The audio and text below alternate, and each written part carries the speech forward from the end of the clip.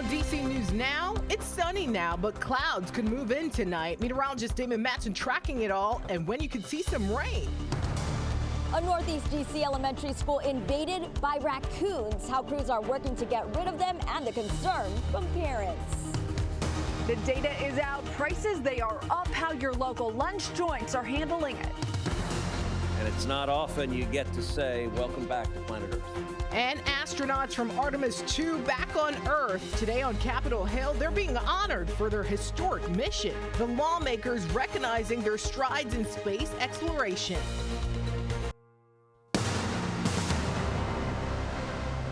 You're watching the station covering all of the DMV. This is DC News Now. And thank you for joining us for DC News Now at 4. I'm Mark Hall. And good afternoon. I'm Annalisa Gale. Well, in the district, WMATA proposing some big changes around the new Commander Stadium site. Yeah, it's all intended to help move the 65,000 fans expected to pack the stadium on game days, 40,000 of them likely to rely on public transit. All right, DC News Now's Marielle Carbone. She is live in Southeast. And Marielle, we've had a stadium down there before. Why the need for all these updates? Well, Mark and Annalise, it really comes down to the sheer size of the new stadium, which will have a much larger capacity and only 8,000 parking spaces. Now, if things stay the way they are right now, WMATA officials say they would expect it to take about 2 hours to clear all of those people out of the stadium and get them moving home. Now, here is what the agency is proposing. Improvements at the Stadium Armory Metro Station, including expanded entrances, new escalators and elevators to improve accessibility on game days. WMATA is also proposing metering customers into the station and timed waves to prevent overcrowding and increase staffing. It's also proposing a transit center on the RFK campus site with a rapid transit line for buses. They're calling that the Gold Line, and it will connect fans to Union Station and beyond. Now, they're also looking at a dedicated bus lane to move people out of that transit site more quickly. One thing that is not on the table, a new metro train station out here, which officials say would cost $1 billion to build and be incredibly disruptive. That sounds reasonable, but how much is it going to cost and how long is it going to take? Buses and additional train routes or frequency of trains, that's all great. But what about motor vehicles?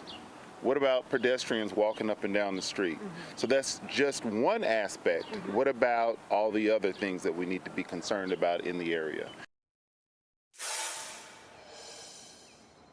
Now, these proposals, they're estimated to cost between $300 and $400 million, but those numbers, they are still pretty early in this process. This proposal, it will go before WMATA's board at their meeting on Thursday, so more to come on this as the discussion here continues. Reporting live in Southeast DC, I'm Marielle Carbone, DC News Now.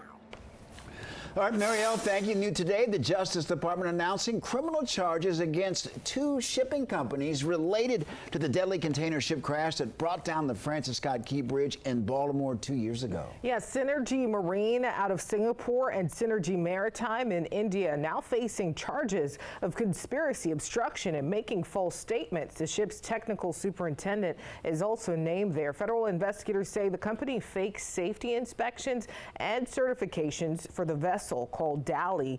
Now, the indictment alleges the ship operators used the flushing pump to supply fuel to a pair of generators there. The DOJ says because the pump was not designed to automatically restart after a blackout, the Dali suffered another blackout there. Investigators say power could have been restored if the ship did not rely on that flushing pump. The indictment alleges the ship superintendent lied to investigators when he said he wasn't aware the pump was being used.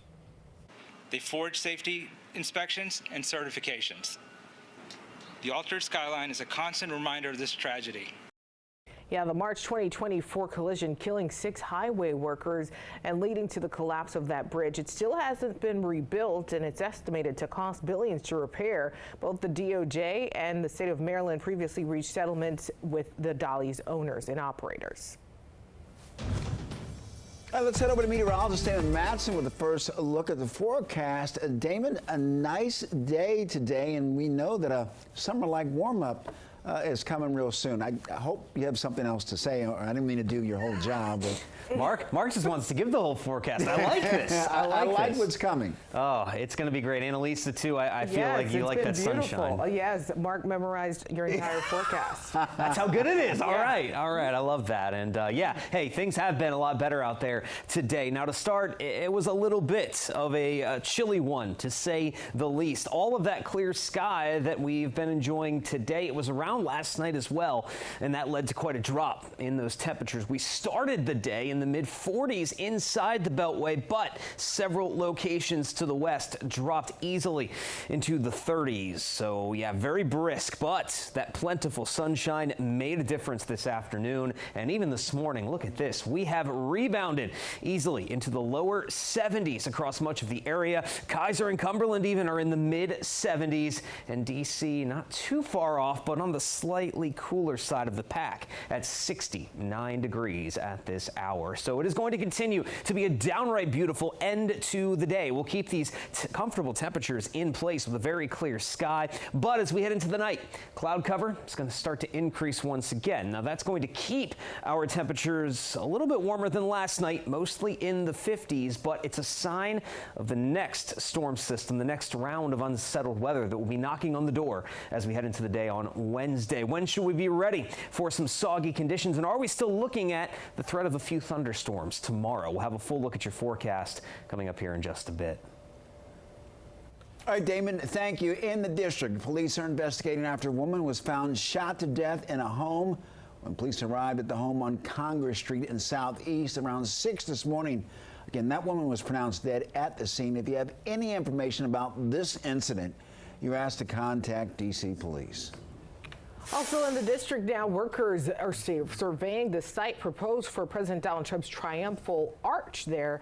Part of the site was fenced off, and here you can see pink flags, which are typically used for survey markers in the grass. The 250-foot monument would sit between the Lincoln Memorial and Arlington National Cemetery as part of the nation's 250th birthday celebration. Now, the National Park Service has not officially approved construction of that arch. Court filings state the National Park Service will be required to give at least 2 weeks notice before any work can start. Well, data stolen in the cyber attack that shut down Canvas, an education platform used by the schools and universities across the country, has been returned. Monday, the parent company Infrastructure said that hackers accessed usernames, email addresses, enrollment information, and messages. Information including course content, submissions, and login credentials was not compromised. The hackers claimed to have breached data from 275 million users and gave schools until today to negotiate a settlement. Infrastructure says that it received digital proof that the data has now been deleted. Well, due to budget restraints, both the University of Maryland and Bowie State will be undergoing layoffs. This comes as both universities are dealing with less funding from the state. At UMD, as many as 150 positions will be eliminated, and at Bowie State, around 80 positions will be eliminated. Now, these reductions will be done by not filling vacancies, also retirements and layoffs. Well, it's been more than 3 years since a Silver Spring woman died in a fire at an Arrive apartment in Silver Spring. The building did not have a sprinkler system. Yeah, and since then, the family of Melanie Diaz has fought to improve safety in buildings like the one where she died. DC News Now's Dave LaValle joining us live from Annapolis with more now. And Dave, you've covered this story since the very beginning. A new law approved today should help save lives. Well, that's the plan if all goes according to how this new law goes into effect. Yeah, the family of Melanie Diaz has made countless visits here to the Maryland State House to push for tougher laws so no other family has to go through what they did. And perhaps no visit has been as important as today's. The family joined Montgomery County Fire and Rescue Service leaders as Governor Wes Moore signed House Bill 149 into law. It requires automatic fire sprinklers be installed in high-rise residential buildings undergoing substantial renovations regardless of when they were built. The measure also calls for updated fire alarm systems, smoke detectors, and other safety equipment. The 25-year-old Diaz died while she tried to escape the fire at the Arrive Apartments in Silver Spring 3 years ago. Her father is grateful for the latest effort to improve safety, as the day also brought back memories of his daughter. I still cry every single day when I remember that. And that's why, every tears I got out of my eyes, it's made me more stronger and made me continue to fight for. The new law goes into effect October 1st. We're live in Annapolis, Maryland. Dave Laval, DC News Now. All right, Dave, thank you, Governor. We're also signing other bills into law today. That includes the Utility Relief Act. Well, this bill provides funding for installing more efficient heat pumps, along with reducing bills for low-income residents. Governor also signing the Decade Act into law. The bill will eliminate the cap on the film tax credit, along with extending certain grant programs. On the move now, Amazon launching a new cargo bike program for deliveries in the district. It's a 10-month pilot program with a fleet of 15 bikes there. The e-bikes won't be allowed to go above 15 miles per hour and won't ride sidewalks. ZDOT says the program will help to reduce traffic and help to better serve customers as well. Well, staying in the district, workers with FedEx teamed up with nonprofit Feed the Children and Central Union Mission to distribute food to families in the Northeast. Volunteers and workers passed out food in boxes to 400 families, as well as personal essentials. They say it's important to do this as we head into the summer months. People are here, they're smiling, they're excited, and we're just as excited to be able to give them something, to give them an opportunity to take some food back, to take some personal essentials that they may need as well. Officials tell DC News Now that FedEx has been doing this since 2022.